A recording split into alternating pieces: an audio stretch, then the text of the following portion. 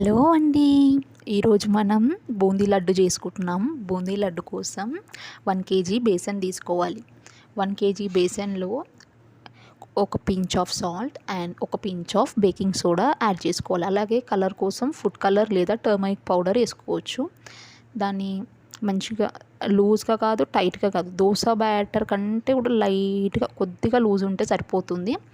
దాన్ని మంచిగా వేడి చేసుకున్న ఆయిల్లో ఇలా ఒక చిల్లుల గరిటె తీసుకొని 1 కప్ పిండి మాత్రమే వేయాలి ప్రతిసారి. అది కూడా మేము వీడియోలో చూపించినట్టే వేయాలి. ఒకేసారి వేస్తే ఏమవుతుందంటే బూందీ అంతా ఒకదానికొకటి అంటుకుపోయి సరిగా రాదు. ఇలాగైతే బూందీ మంచిగా పొంగి బాల్స్లో బాగా వస్తుంది. అండ్ ఇది ఎర్రగా కాల్చుకోకూడదు, లైట్గా కాల్చుకోవాలి అంతే. అంటే పచ్చిదనం అనేది పోయే వరకే కాల్చుకొని తీసేయాలి. అది తీసిన తర్వాత మళ్ళీ ఆయిల్ ఒక 2 మినిట్స్ వేడి చేసి ఆ తర్వాత నెక్స్ట్ బూందీ అనేది వేయాలి.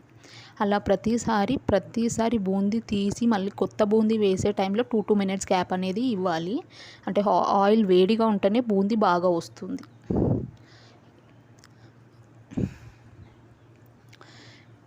ఇలా ప్రతిసారి ఇలా బూందీని వేసుకున్న తర్వాత ఆ గరిట కింద భాగాన్ని కూడా క్లీన్ చేసుకోవాలి. కింద ఎప్పుడైతే పిండి అంటుకుపోతుందో బూందీ కూడా ఫ్రీగా అంటే బాల్స్లా విడివిడిగా రాదు, ముద్ద పడిపోతుంది. సో గరిట కూడా ఎప్పటికప్పుడు క్లీన్ చేసుకోవాలి. అట్లా మొత్తం బూందీ వేసేసుకోవాలి. తర్వాత డ్రై ఫ్రూట్స్ నేతిలో వేయించి తీసుకోవాలి.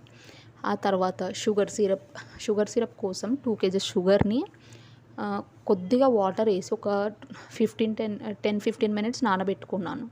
తర్వాత డైరెక్ట్ అది అంటే ఫాస్ట్గా షుగర్ సిరప్ అనేది రెడీ అవుతుంది, ఎక్కువ టైం తీసుకోదు. దాంట్లో ఇలైచీ పౌడర్ ఇంకా పచ్చకర్పూరం వేయాలి. తర్వాత మన ఇందాక చేసుకున్న బూందీ ఏదైతుందో అది కలిపేసి ఒక 5 మినిట్స్ ఉడకనివ్వాలి.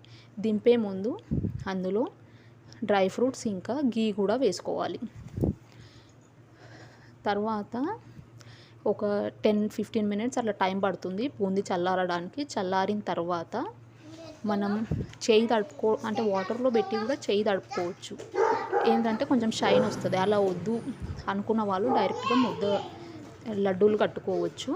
అలా ఒక్కొక్క లడ్డు చాలా సింపుల్గా చిన్నపిల్లలు కూడా చేసే అంత సింపుల్గా ఉంటుంది. ట్రై చేయండి. సేమ్ యాజ్ స్వీట్ షాప్ లాగా ఉంటాయి laddoos. Please try and please subscribe and share. Thank you for watching.